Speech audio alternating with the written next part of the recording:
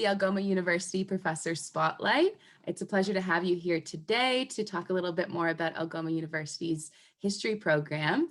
My name is Taylor Nicey. I'm an enrollment specialist at the Brampton campus, and it's just a pleasure to have you. So I'm going to pass it over to you and ask if you would mind introducing yourself and giving a little insight into who you are and what led you to the position that you're in today. Thank you so much for having me, Taylor. I'm looking forward to chatting with you today and of course to chatting with the students who will watch this, prospective students. So my name is Warren Johnston. I'm a professor in the history program in the Department of English and History at Algoma University. Yeah, who I am. I guess I'll start at the beginning. Don't worry, I'm not going to take much time, but my interest in history actually comes from a long way back. When I was a kid, I was an avid reader. And I began to read books about military history, and that led me into looking at aviation history. And that then connected me to Britain because I was really interested in some of the battles of World War II. And so that connected me to an interest in English history, which I retain to this day. And then when I got a little older, I started reading historical fiction. And I read a novel that had parts set in 17th century England. And that period really intrigued me, what it was talking about, certain things. It was a kind of a period of upheaval, political, social upheaval. And so I was interested in that. But it was always just kind of a side interest. And so when I finished high school and went to university, I actually enrolled in a business program. I wanted to be an accountant because I was always interested in numbers and math too. But I kept that interest in history as I guess that love of history was a hobby for me. And in my second year at university, I took an elective course in British history. And it really changed my mind about what I wanted to do with my life. And so I changed my major, and I guess the rest is history. And so I decided that I wanted to do a history degree. Well, my main interest, I guess, was the history of ideas, how ideas changed over time, and how those changes influenced society, how they influenced history in the past, but also how they continue to influence our society today. So I did my bachelor's and my master's degree at the University of Saskatchewan. And then I decided I wanted to do a PhD. And so I went to England, and I went to the University of Cambridge. I did my PhD at the University of Cambridge. And the work that I did then was about the history of ideas, but particularly about ideas about the end of the world. People's thoughts about the end of the world in the 17th century, and how people in England, how those ideas about how the world was going to end then influenced their political ideas, influenced their culture, influenced their society. And so that was my PhD work. And then I followed that up after I got my PhD and published a book on that. So that's kind of how I got to the point where I got to Algoma. So so maybe I'll leave it there. It's already been a long story. So maybe I can get to some other things as we go on. I always enjoy hearing people's stories when they say, oh, I went into one thing and then I completely switched directions, because I think that more people than you think have a story like that. And it's so important for especially like new students to hear that Yes. it's good to be taking electives in lots of different things, and searching and enjoying different topics and things like that, because you never know where it's going to take you, right? Absolutely. Yeah, that's been my experience. And you're right. Very few people come out of high school and do exactly what they think they're going to do for the rest of their lives. So it really is something that you should explore some things and see what you like. I really agree with that. For sure, yeah. So do you have a favorite class that you instruct at Algoma? Yeah, well, I really love being in the classroom. I mean, that's a place that I find I enjoy. It's always great for me. So I enjoy all the classes I teach. I teach the first year classes in history. Well, I have a number of classes, but I'm going to stop and edit myself here and say, if you're forcing me to choose, I teach a course on beliefs about witches in 16th and 17th century Europe. And um, so there were beliefs about witches, and this course talks about the beliefs of witches and how those beliefs led to actually widespread hunting of witches in a lot of European countries in the 16th and 17th centuries. And so, and tens of thousands of people, a majority of them women, were executed, put to death for the belief that they were supposedly witches. Um, so it's kind of I guess it sounds kind of awful, but I can talk about why that course is my favorite to teach, Mhm. because it kind of gets to some of the things that I think about history in general. So as I say, that course teaches us a lot about the history of 16th and 17th century Europe. Um, but I also think that it teaches us a lot about our society today. It That period in European history, when they were, the witch hunts, I'll call them, these witch hunt periods were a time of great upheaval.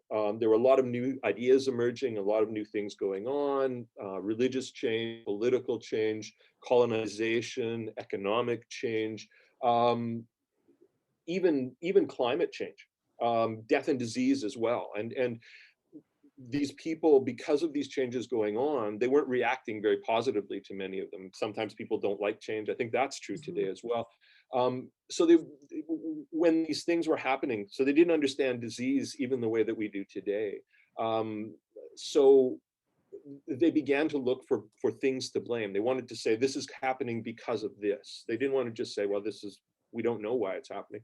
And so witches became scapegoats Yeah. for this. And so over this period of about 150, 200 years, witches, supposed witches, began to be blamed, and they began to look for people in their society that were different, who had different ideas, who had different beliefs, who didn't fit into their society in ways that they wanted. And so this leads to the persecution of witches. Um, Now, the reason I think this is such a neat class to teach is because I think we can look to our society today and see Yeah. similar things. When bad things happen, so we know, I mean, we know a lot about disease, more about disease, but still, even know in what's happened over the past year with the pandemic, we were still looking for concrete things to blame, not just, these things happen. It's, oh, someone's fault, or and that still happens. The pandemic is an example that's most on our minds, but we see it a lot of times in the recent past. Something happens in society, and we say, oh, it's those whatever things fault, and then there's a reaction to that. And so my students begin to see that. They begin to say, hey, wait a minute, we do similar things today. We categorize people. We say, oh, they're not like us, so therefore, they start making judgments. And there's really a very interesting parallel. So it's a wonderful course because many people are interested in witches. They still like Yeah. that idea of witches, but they also it also shows us how societies often act throughout time, I think, react to different things and to threats and to dangers that they perceive. And it shows us again, it shows us something that's uncomfortable and unpleasant about ourselves. But I think it also gives us a chance to now know that and then to change, right? Yeah. So I think it's a course because it allows me to teach in the period that I'm really interested in and about a topic I'm really interested in, but it also has that purpose that I think history fulfills, and that is to tell us about today and to teach us how to change things today, because as looking at the past and looking at the present at the same time. So that's why I love that course. It sounds like a great course because me like not having taken any history classes, I think like, oh, a course on witches, like that piques my interest. And then to leave with such like heavy life lessons as well that you take with you, like that's yeah, I understand why you love that course. Yeah, me too. I find that students do enjoy it, and of course you mentioned witch, and people immediately know and are immediately kind of intrigued by that. So Yeah, it's nice to be able to teach that course. Yeah, I like it very much. awesome. So students do love to hear from successful people like yourself and especially the history program. I surely not every student coming out of the history program is going to be a historian. So would like to hear about the different types of careers that you can get from this degree. Sure. Um, there are a number of things you can do with a history degree, and I mean, these are kind of varied things. So I'm just going to talk about a few of them. Mm, If you're really interested in practicing some kind of history without becoming a professor, like, and I'll talk a little bit about that later. But you could public history is something that's a really important field, and one that history students that people who graduate with history degrees can go into. Now, if people don't know what public history is like things like museums and historical sites and libraries and archives. And so they're always looking for historians or people trained in history to act as historical interpreters, to be able to do research, to provide information about these sites. So that's one way that you can directly use your history degree, because I find that people are always interested in learning about history, so there will always be public history being done, and it's a wide field. So there are a number of different things. I've only touched on a few things. Also, just generally, the training that history students get to be able to do research and to be able to learn how to write and express themselves. So express themselves in writing, express themselves mm, in speaking. Those skills are actually very broadly applicable and broadly sought after in a number of different disciplines and career fields. So history students often branch out, and they may not. You're quite right. I'm well aware that most of my students won't become professional historians, but I'm also aware that just how the things that we teach them can be used in other different fields. So that's kind of a more general way to approach it. A lot of the students that we've had in the past have become teachers, either elementary school teachers or secondary school teachers. So they can take that training, they can teach history at different levels. Now that requires you to get an education degree, but that's often a way to be able to be in the classroom and teach history without becoming a professional historian. So that's another thing that a lot of our students have done. Also, a lot of the students that I have taught, well, a good number of them, I won't say a lot, it's not a majority, but a good number of them have gone into law. History provides a really good training for some of the reasons that I've suggested, to be able to construct an argument, be able to do research, to base an argument on, to be able to present that argument, both orally and in written form. Those things are very good for practicing law as well. mhm, Now, a number of our students have also gone on to do master's degrees in history. So that's kind of just an extension into some of the things that I've already talked about, but also into things like archival sciences.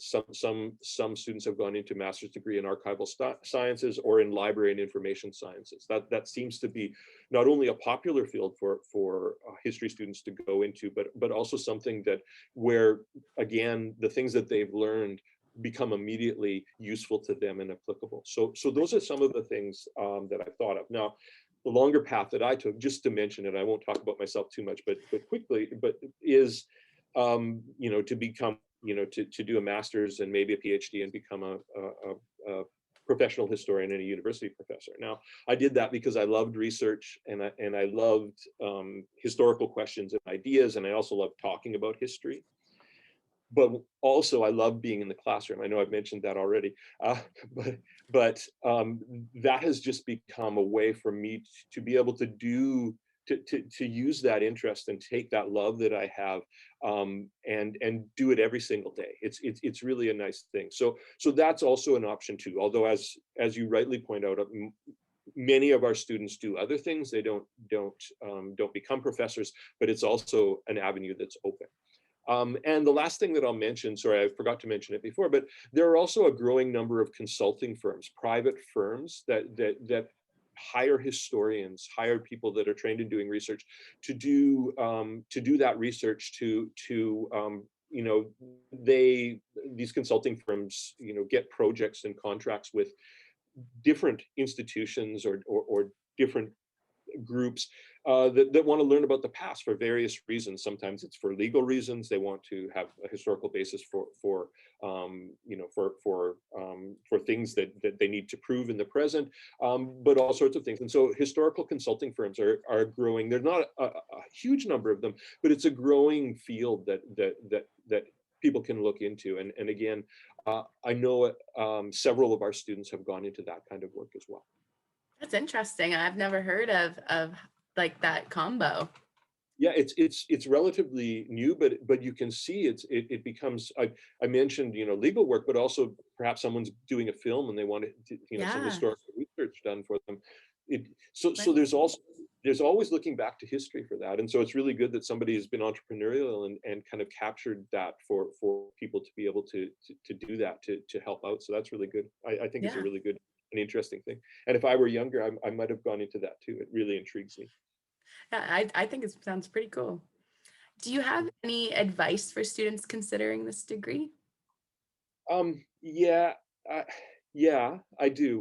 Um, it makes well, I'm hoping it doesn't sound just kind of corny, and I'm sure it won't. But um, I always tell students to if they're doing a history degree, if they're doing anything, academically, but in a history degree, let's talk about that particularly. Choose to look at things that you really love, that you're really interested in. Don't just do it because the professors talked about it in a class and you're not interested in it, but think, well, I might as well do that because he talked about it or she talked about it or they talked about it. Just they should pursue their interest, because that makes their work better. Mhm.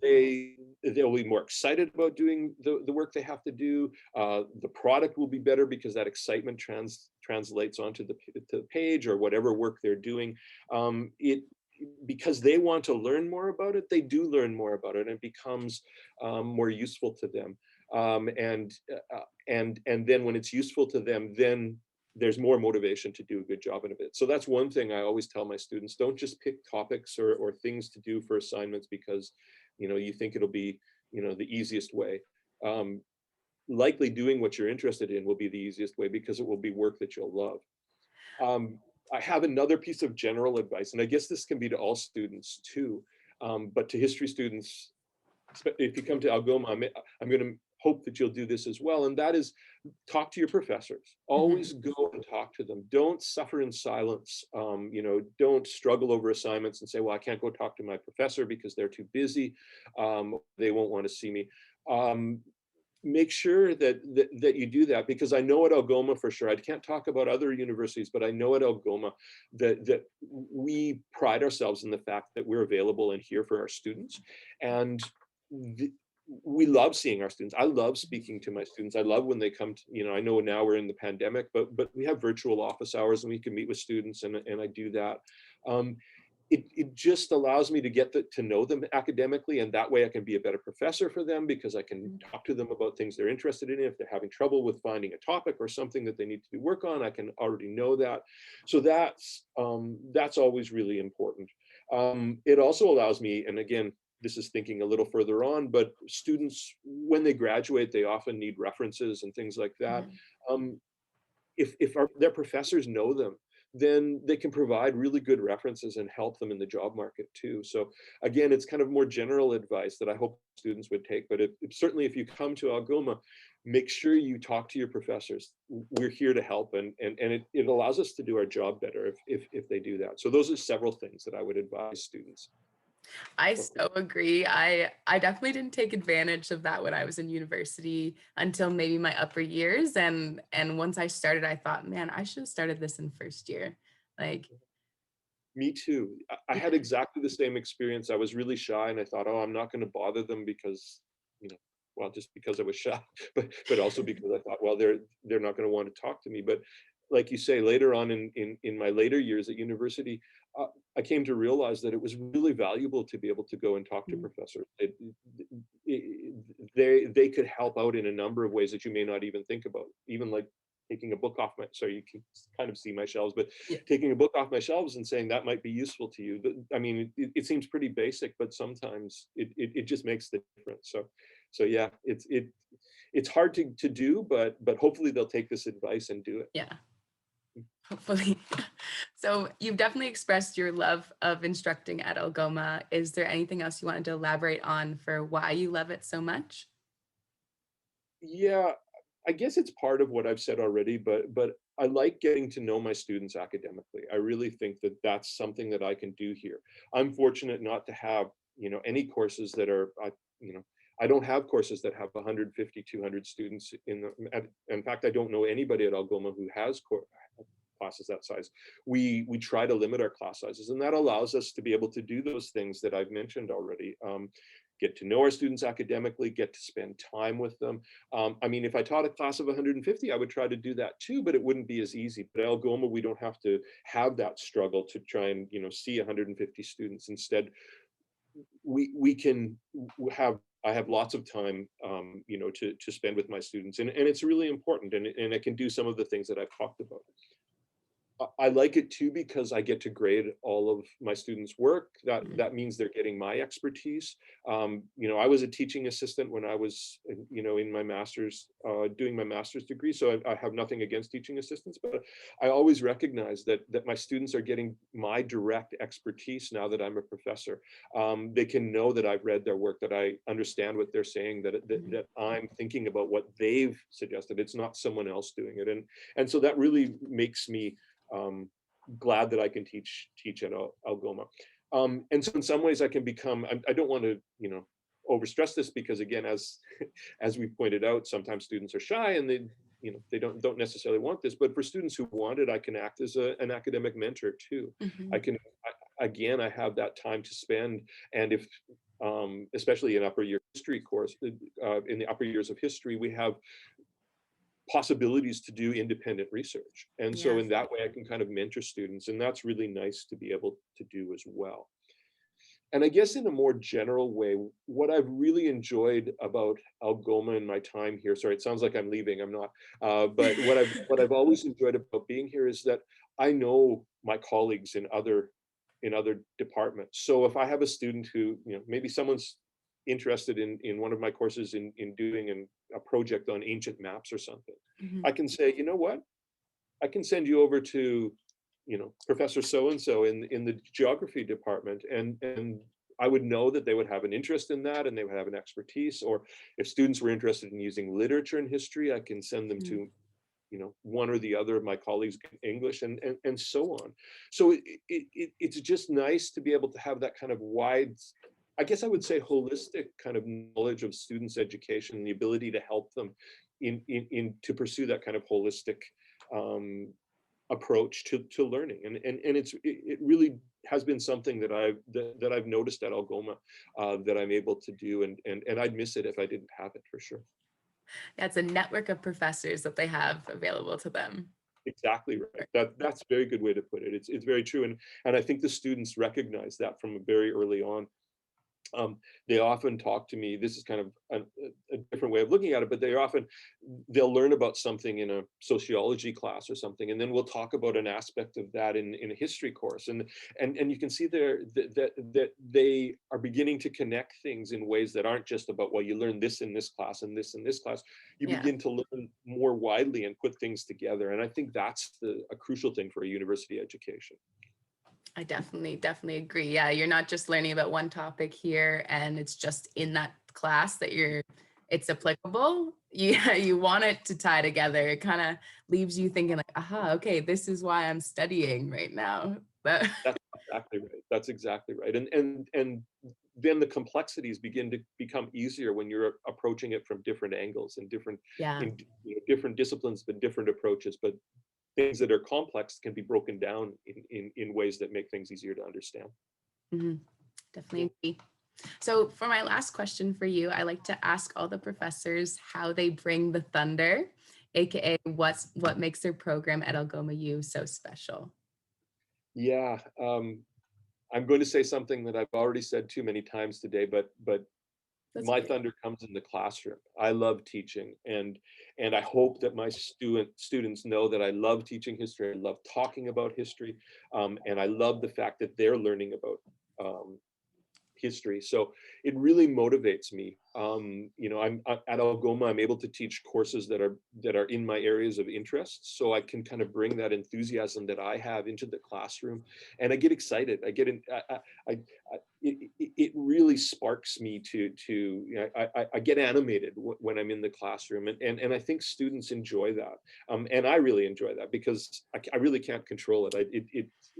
It's just something that comes out of me when I'm talking about these things, and I think it rubs off on students too. And so I love to see the spark in my students' eyes when they um, get excited or get enthusiastic about something. It may be because I'm enthusiastic about it, but it may be because they're enthusiastic about something else, and I've somehow showed them how we can approach these things, and they can explore their own interests and their own enthusiasms. So it's not just about teaching, the things, that I like. It also, they can be motivated to pursue the things they like. And like I say, I have courses that I like to teach. I like teaching the Witches course, which I already mentioned. I love teaching the first year history courses because it's always a chance to meet the students almost, at their very first days on campus, and I Mhm. really enjoy that. But I teach other courses, teaching them about, the end of the world. I have a course where I teach about apocalyptic ideas, so ideas Oh, about the God. end of the world. And there are even courses here about, how history is presented on television and in film. So we talk about that more popular aspect of history. So those are things that I really love. And I guess I should say, um, this is important for potential future students at Algoma in the history department as well, or even if they're just interested in history, maybe taking a minor or doing a double major or just taking some courses because they're interested in it. And that is, I don't believe that history um, is about memorizing dates and studying dusty old things from the past. I think you've seen a little bit of that already. Um, Talking about history, yes, we talk about the past, but to me, it's meaningless if it doesn't have a reference to the present. If we can't learn something about today and about our society, things from hundreds of years ago are the foundations of our society. They all lead us to where we are today, and um, they continue to impact things today. So if we don't look at those things, we won't. Not only will we not understand the past, we won't understand the present. And so I often notice. I guess this will be my last line on this is that often students, well, a lot of people that I talk to, they either love history or they hate history. There doesn't seem to be much in between. And often it's because of a bad experience that they dislike history. But I want to reassure students who are coming to Algoma that I'm not going to make you memorize a list of dates. I'm not going to make you memorize a list of names. You're required to know certain things. But to me, it's about ideas and how things happened and how things connected together. It's the connection. It's not about knowing that a certain battle took place at a certain year. What does that teach us? Well, it only Mhm. teaches us that a certain battle took place in a certain year. But how does that impact what goes on around that? And then what happens after that? And what happens? And then we can lead on up until today. So for me, I guess in answer to your question, I like to be able to teach history and to show students that it's something different maybe than they've had in history before. It's alive and it's vibrant. It was alive in the past, and I show that, but it's alive today as well, and I show Mhm. that too. So that's what I try to do. Yeah, and the passion when you just speak about history, it shows through just on this interview. So I can't even imagine in one of your courses when you're really in deep with the topic. Yeah, I'm glad it comes through on the screen because of course I've had to teach that way this year, Yeah. but I'm really looking forward to being in the classroom again so I can move around in some of the ways that you can see I'm constrained in doing sitting in a chair. But I'm glad that that came through. And of course, if students have any questions, the recruiters will have our information. They can get in contact with me. I'm happy to send them an email. Don't hesitate. Again, like I said, 5 minutes ago, contact us. And so if Yeah. they're interested, they have questions about the program at Algoma, just contact me. I'm happy to respond. Amazing. I really hope that they take you up on that offer. Hope so too. I'll look forward to seeing them. Thank you so much for joining me today on the Algoma University Professor Spotlight. It was lovely talking to you and hearing about the history program. It was very good to talk to you too, Taylor. Thank you so much for having me. Yeah, thanks for being here. You're welcome.